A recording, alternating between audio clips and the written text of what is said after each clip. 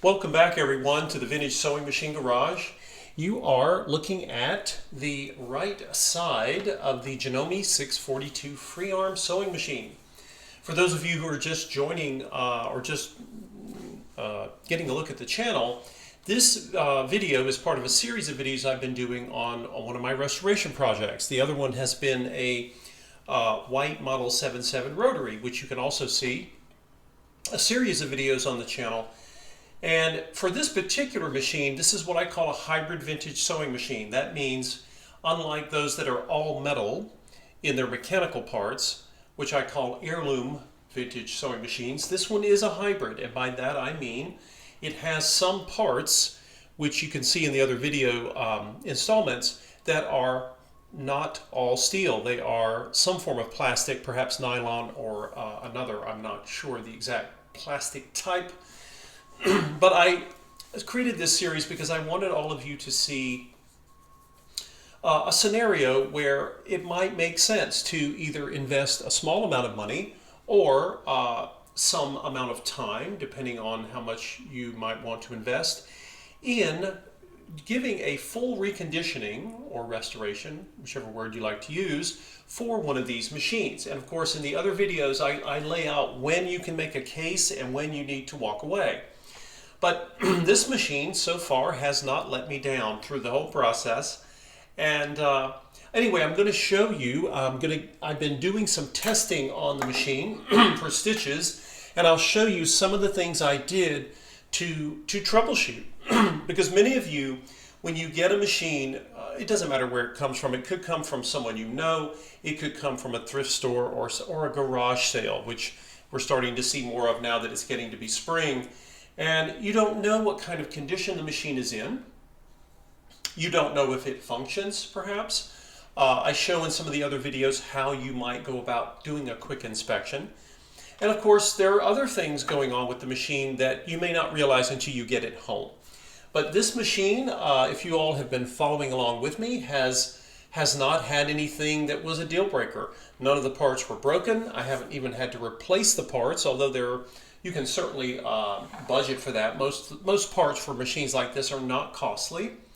And so, with a great deal of fanfare, I am putting the cover. This, of course, is the little side cover that goes onto the right side of the machine. By the 70s, you know, sewing machine companies were covering the motors and the belts.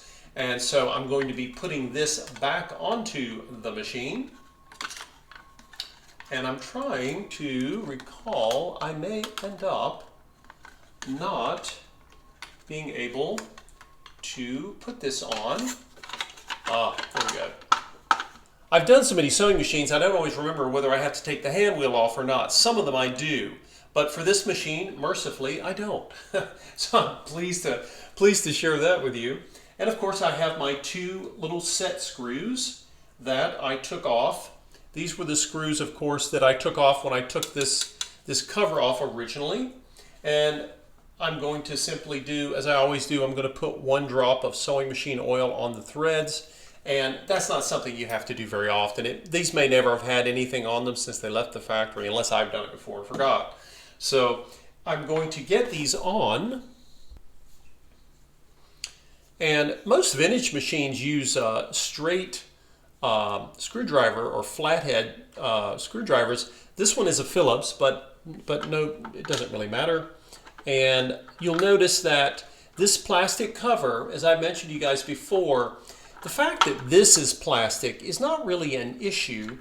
And I say that because it's not a mechanical part. You know, it's largely a cover that's done to keep dust out, for aesthetics, to keep your, you know, who knows why they started putting them on. It may have been a styling thing.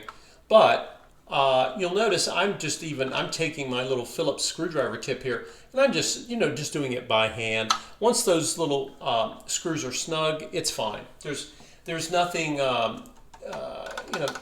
there's nothing problematic so much about these unless they crack. And if you're careful with them, they won't. That's why you don't want to over-tighten your screws. And again, this part of the machine, the fact that this is plastic is not the reason I call this a hybrid. If you will recall in the other videos, you will see some of the cams inside the machine are plastic, but they're in great shape. They're not dirty. They're not covered in any kind of lubrication or oil. And now I am ready. We're going to turn this 1970s Janome around here, and we're going to get it set up, and I'm going to show you how she sews. And I'll also show you some of the troubleshooting that I did as part of the process. And as a reminder, I'll put the camera here. Here's the plug for the machine. And as a reminder, a lot of sewing machine plugs go into the machine one way. Okay, this is even true of a lot of your older vintage machines. So whenever you get the plug and you see where it's going to plug in, be sure to look at the shape, because you can actually damage your own plug if you're not paying attention or if you're in a hurry. As I mentioned before, being in a hurry is not your friend when you're working on sewing machines, and that's probably true of sewing generally. Now, I want to show you all, I have been doing some testing on the machine, as I always do. And first I'll show you this piece of fabric, okay? And I'll show you, when I do test stitching on a machine, this is, usually when I've gotten the bulk of its, overhaul work completed, I want to see what it's doing. You'll notice I didn't even try to sew with this machine when I first got it, because I assumed that it needed a full overhaul. I could tell by how, the machine it had movement, but I could tell it had been sitting a while. So there was no point in trying to test its stitching ability. That wouldn't really be fair, and you can't really gauge whether the machine has potential or not when it's been sitting a long time like that. And you'll see here, one of my first rows, you'll notice, where's my pointer? You will notice that this black thread here, you can see this looseness. I was getting inconsistent stitches, and the tension was off. You can see it was really off right over here. And again, this is the way the machine speaks to you, and it tells you, oh, I need to look at something with my tension. So I did a little troubleshooting. Remember, I've overhauled the entire machine, and if you all do this, let's say you go through the process, you've gotten everything taken care of on the machine, and you think you're ready to go, and you set it up and it doesn't sew a stitch, or it sews some scraggly looking stitch like this, don't let that worry you, because again, the machine, you can see it over here. I did a row. If you look at this row here, you may be able to tell that the black thread was loose, right? The tension was off. That doesn't mean you haven't done a good job overhauling. But remember, sewing machines have settings. And when you're looking at the settings of a machine, they can be off for many different reasons. It could be off because the machine was sort of slow, and maybe it was gummed up, and someone tried to change a setting and they threw off one of the controls. Another thing that can happen is that someone prior to you getting the machine decided they were going to try to fix it. And they may have actually taken settings of the machine and moved them in a way, or they may even put something back together backwards. You never know. I have found that before. And so it doesn't mean that you have failed. In fact, if you look at some of the other stitch rows here, you will see that I was able to make corrections. So I'm going to show you a few things that I did. There were just a couple that really made all the difference. And I will, let's see, I think I'm going to tilt the machine toward you all and see if you can see what I'm referring to. Now, look here, guys. I have two spool pins, okay, for where thread can go. One is straight and the other one is bent. Now, I don't know, I don't have the manual, and I can't really tell if this spool pin, these are plastic, by the way, I can't tell if it was designed this way for a smaller spool of thread. I don't know if it was used originally intended to be only used for winding a bobbin. Again, the manual would tell me this, but sometimes you just kind of have to use your intuition and kind of work with that. So I had this spool on this pin, and it fit on there great, but guess what? It wasn't turning. It was giving resistance and throwing off my tension. Well, that was a problem. So I took my thread and I moved it to the back spool, and that immediately took care of my my upper thread tension. Okay. Now I also noticed. There's the old needle. One of the things I also had to pay attention to was the fact that my my bobbin thread, when I pulled on the thread tail of the bobbin thread, which is black, it was extremely loose. I mean, really loose. And a lot of times when you tug on the tails of your sewing machine, if you've got the two thread tails out and you pull, you can do them one at a time also, you can kind of feel by hand the tension level that's in your tension assembly as well as in your bobbin case below. And if one of them is really stiff or really loose, that's kind of a heads up that you may end up with stitching problems. So what did I do? I took my bobbin case out, and you guys have seen me thread class 15 bobbin cases. They all pretty much thread the same. I took the bobbin case out. I took the bobbin out, and then I re-threaded the bobbin case. And as it turns out, something was off here. By doing that, I fixed the tension, and there it was. And of course, I had to adjust my tension dials. Now, these have numbers, but remember, this is not a digital control, which is a good thing because it's going to last longer than any digital control will that uses software. But every machine is different. Every brand has a different way of tuning tension, and sometimes even within a brand, you'll have different models that have different specifications for how they set tension. So it's always a good idea, and I just assumed when I got ready to do some stitches with this machine that I was going to need to dial this in. I knew, in fact, I was expecting to see something like this. But once I did that and got the tension corrected, all of a sudden I started to get much, much straighter stitches. So if you look, if I can get this in front of the camera, look at the row above. Okay, you see the pink thread. This is a pink cotton thread, similar to the silk thread I was using the other day. Now look, when I come over, you'll see the bobbin thread, and look at that. Look at the difference between this row and the one right below it, where you see the little loops. It almost looks like a terry cloth towel in the making because the tension was off. So the tension of your stitches, guys, this is really one of those it helps you kind of predict what I call the weather prediction. You know, you can tell by the stitches and the quality of the stitches whether your tension is right and whether your machine has the right settings. And here you can see I've actually gone in and done some testing of the zigzag mechanism.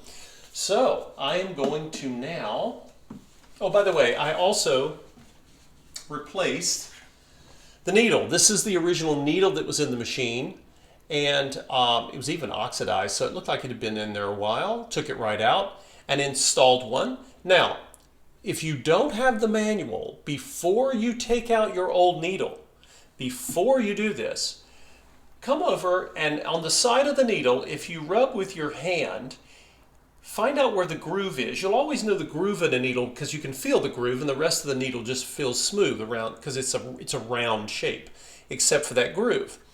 Now, if the groove, normally the groove is the side that the thread is going to be coming into the needle on. This machine had its groove facing the front, and that told me that this, and not surprisingly, being a late 70s machine, it threads front to back, but you can never be sure. Now, I was assuming that the person who put the needle in before me, however many years ago that was, knew what they were doing. Okay? And I also knew, and there are exceptions to this with some of the European machines particularly, but because my bobbin was facing here and not to the side, I took a guess. That was an educated guess that my machine was going to thread front to back. But again, always refer to the manual if you have it. I didn't have a manual for this machine, and I chose to use intuitive sense based on the fact that I've played with a lot of different sewing machines before. But if you aren't sure and you don't have the manual, before you take the needle out, check it. And if the groove is over here, you know it threads from the left to the right. There's just several Singer machines that do the opposite, but most vintage machines, they're either going to thread from the left towards the right, and the thread is going to come through the needle in the direction of the right, or it's going to be front to back. and this one is front to back, and that's how I've installed it. And your needle clamp, I've got a set screw here, and it was not tight. If yours is, you might want to use a drop of sewing oil to let it loosen before you before you force anything. Now I am going to take, this is the same lightweight cotton that I was showing you, and I want you to hear this machine run. Again, this machine was not anywhere near ready to sew a stitch, and given all of the things that that I needed to adjust on it, it would be shocking if, in fact, I would have been very surprised if I hadn't gotten some of this stitch, thread tension issues with the stitching. That's pretty normal when something needs to be adjusted. So again, I want to emphasize this to you all. Don't think your machine is broken because your tension is off. It normally means that something needs to be adjusted and set. And once that setting is done, or taken care of, you should be okay, and you can dial in your tension. Now, you'll notice when I was talking about the bobbin, I did not adjust the tension on the bobbin case. You can do that, but I often recommend to people that you first dial in your tension with your upper thread and check everything, the spool pin in the case of my machine here, and also all of your thread guides. Always make sure that you've checked everything else before you attempt to change the tension on your bobbin case. Normally, I'd say only maybe 8% of the time of all the machines I've ever done have I had to change that. Usually because someone else has changed it and gotten it off kilter. But anyway, I did not have to do that, and I saved myself the trouble of doing that by addressing the other issues here. So I've got, let's see, 4 layers here of this, it's just a lightweight cotton fabric. Nice little print remnant that I'm using. Now, I'm going to make sure my thread tails are all in the right place. One thing to mention to you also, guys, is that this spool of thread I have is new and it's tightly wound. And when I was getting my needle ready to thread, one of the things I noticed is when you have a lot of twist in thread when it's really new, sometimes that thread will twist around your needle if you're not watching. It's really sneaky. It's like a little snake, and if it does that, it can screw up your stitches. Eventually the thread will relax, but it's, like I say, it's just been opened and put into the machine. So watch that when you have a new spool of thread particularly. Now, I am going to, I think I have I've got everything plugged in here, and just testing my light. I'm not going to use it today, but at least I know it's there. Remarkably, for most vintage sewing machines, and even those going into the 70s and 80s, you can often get light bulbs for these. They're not normally proprietary. Now, the new machines, I can't really speak to those, but fortunately, these are generally easily had. You can either get them in a sewing store or certainly online, and they're very inexpensive. Now, I'm going to start with a straight stitch, and I'm going to have my longest stitch length here.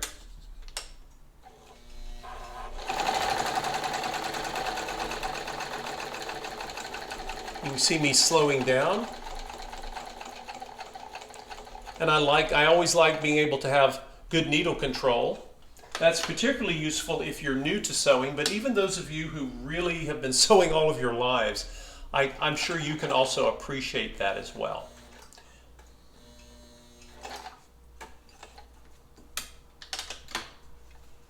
And as you would have seen in my last video, one of the videos I did on this machine where I was showing you guys how to adjust the tension on your belt.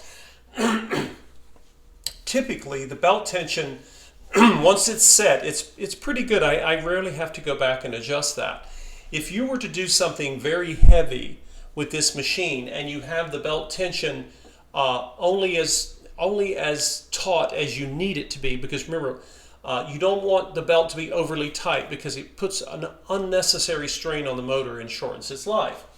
If you were to do something really heavy, if you noticed that the belt was slipping at all, you could always adjust that. So that's not necessarily a problem. Now, I'm going to zoom in here and let you guys see, and I'll pull the fabric up again in a minute, but I really want you to see the dramatic difference of what I'm getting in my stitch quality simply by changing certain settings, okay? And again, the machine, that's the difference between something new that just breaks and you're done, or something that needs to be serviced, because any real machine requires service and adjustment from time to time, and who knows how long it's been since this machine got any service, if it ever did. I'm being very generous in my assumptions here. Okay, let's look on the back, and you'll see the black thread, and of course my stitch is balanced. I'm not getting puckering, I'm not getting little loops. See if it'll zoom in here for you guys. I'm getting some nice natural light today. But anyway, this is this is what I was hoping for, right? Because when you think about the amount of time that I've invested, I think I've got a little over, and not counting the videos. The videos have taken longer than actually servicing this machine. But I would say I've probably spent a good 5.5 hours going through this machine. And that's not bad. I can justify that, because even though it is a hybrid vintage model, I can justify that amount of time because, you know, it's got a strong motor and it's a free arm. Remember, your options in the vintage era, certainly in the heirloom vintage era, are going to be somewhat limited when it comes to free arms. Now, I'm going to lift up my needle because I want to make some changes up top. So I'm going to change my settings around a little bit here. And I've got my dial. You guys will remember this is the dial that I was reminding all of you to be cautious about when I first got the machine. Remember, I didn't want to move it until I could go in and make sure everything was moving nicely. And this knob definitely appreciates it because it functions beautifully. Now, I have a couple of different options here, and they're indicated by graphics here. So let's zoom in so you all can see what I'm seeing. I don't know, this has sort of a reflective quality to it. I'm not sure if it will show up for you. But this here is a bit of a staggered zigzag, I guess you'd say. Here is needle center. If I turn one notch to the right, my needle moves to the left. It's a left bias. And this has to do with when you're wanting to sew on the left. So I'll turn it again so you guys can see. Watch the needle, guys, when I turn the knob. Now the needle, I'm still going to get a straight stitch, but I'm going to have it over to the left, the left side of my sewing foot. Now, notice I haven't put the needle down yet because I'm going to come over here and I have a numbered dial and a little graphic that shows the winding of the zigzag. Okay, so we're going to start here, and I have a long stitch length, or the longest stitch length, and we'll try it out on zigzag. Remember, zigzag is usually the first thing that freezes up on a machine before the straight stitch will. Many of you who get old machines and they've been sitting a long time, you may sometimes find that the machine will work on straight stitch, but not on zigzag. This one, fortunately, has cleaned up quite well.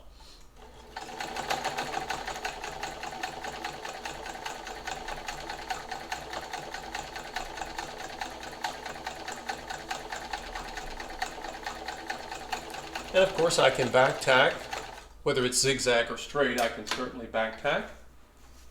Now, let's see what we've got here. You can see, well, actually you can't see anything at the moment. Let me come over here. Lower my tension just a bit.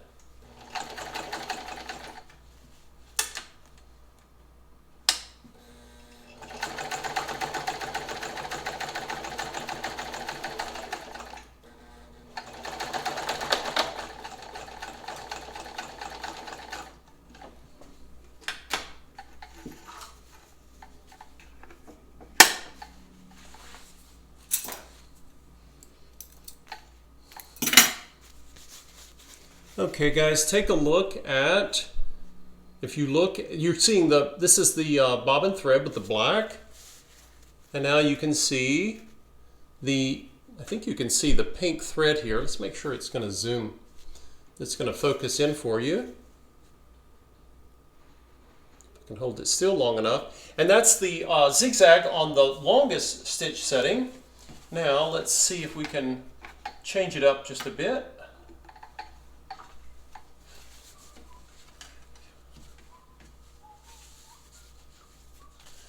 And I think I'm going to come over to the far right side, get a little clean spot here on the fabric, clean spot, an open area to demonstrate stitches on. Now, let's see, what else do we have? We also have one of the more useful additions to sewing machines. Many of you with older machines can do this with cams that you insert, and if you have, you may have a machine that has built-in cams for this, but of course this is blind stitching. Blind stitching is really helpful, particularly when you're doing hems, or for whatever reason you don't want to see a line of stitches. And in the old days, you either had a blind stitch attachment, which sort of kind of worked, or you had to simply do the blind stitching by hand with a needle and thread. Okay, let's see. I've got my settings. I think my settings are good here.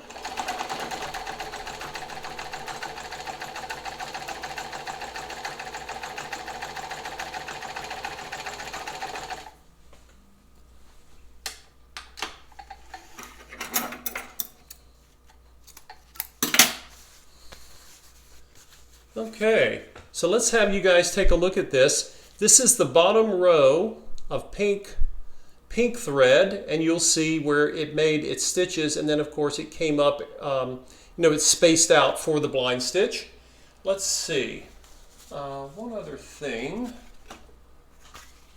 I'm going to I'd like to see what the short stitch length appears, how it looks when we do zigzag but with a short stitch length. So I'm going to take my stitch length knob and come over.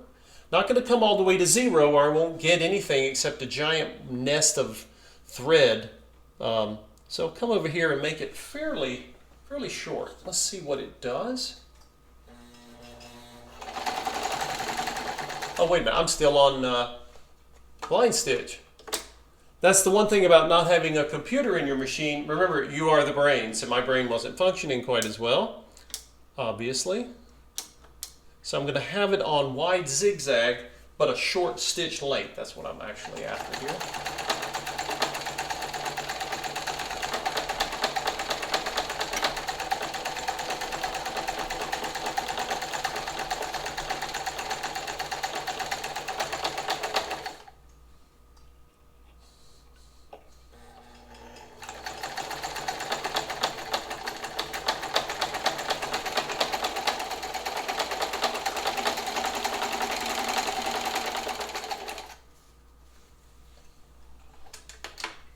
Now, one of the things I can tell when I'm doing this is that if I make my stitch length too short, then the machine is not going to want to work for me. There is a limit to how short I can make it. So I'm going to come to 1.5 and see what the machine has to say about that. I'm going to put my other piece of fabric in here and then we'll compare them.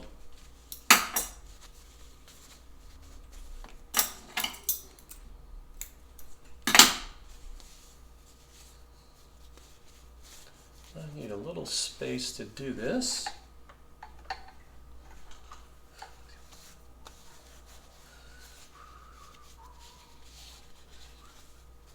It's going to come right along the edge here.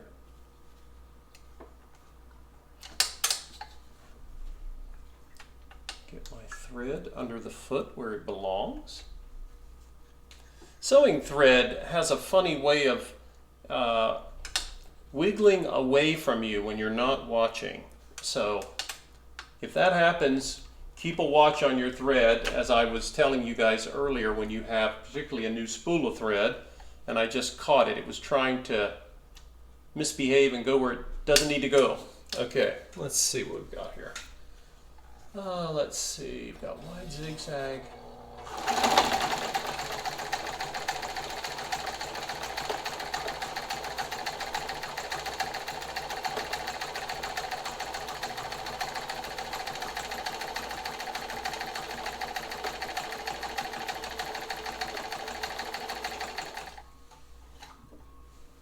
Go ahead and finish out the row there.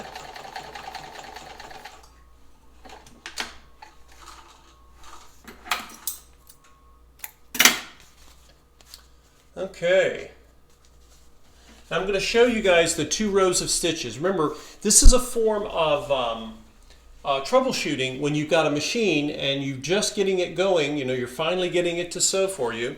So here's the first row that I made, and you'll notice I adjusted my tension because you can see the bobbin thread coming up from below, and I was going with a very short stitch, but it was getting so short that it was shorter than the machine can actually set. Here's where I started with the blind stitch.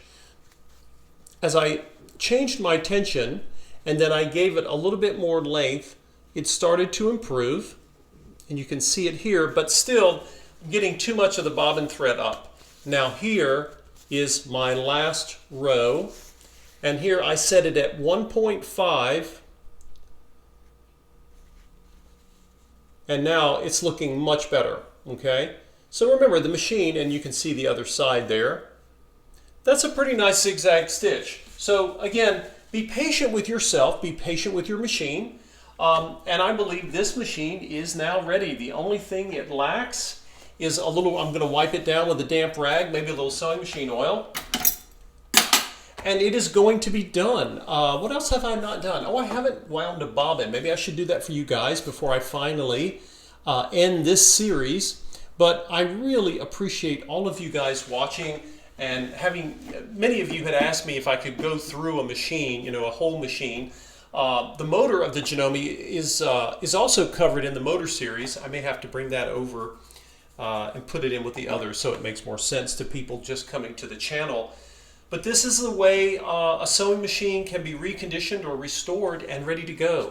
So my goal with this is to do what? To keep it in service as long as possible.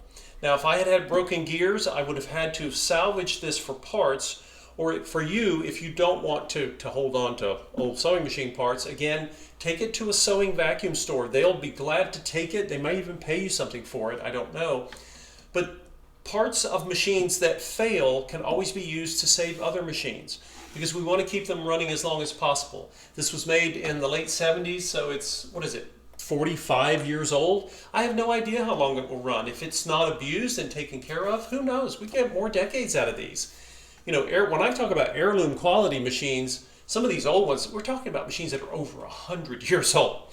But again, you will hear a sewing machine, you will see the stitches, you will hear it make a sound when it's not happy, right? And all of these things come together. So do some of your own, I call this sewing off or stitching off, and test the stitches, because once the stitches are finally balanced and set, that's when you know that your adjustments are fine. And again, don't give up on the machine and think it's broken because it won't make a good stitch. These are machines, and they are precision instruments, certainly for an analog device, and I find a great deal of pleasure in saving them. So again, I did not have to give very much for this, and I spent about 5.5 to 6 hours, something like that. What did I say? 4.5? Between 4 and 6 hours. It took a lot more time to actually make these videos, but that's okay. One of the reasons I got this machine was because I wanted to show all of you that it is worth, in some instances, investing time and a little bit of money in one of these machines, because I find using a free arm awesome.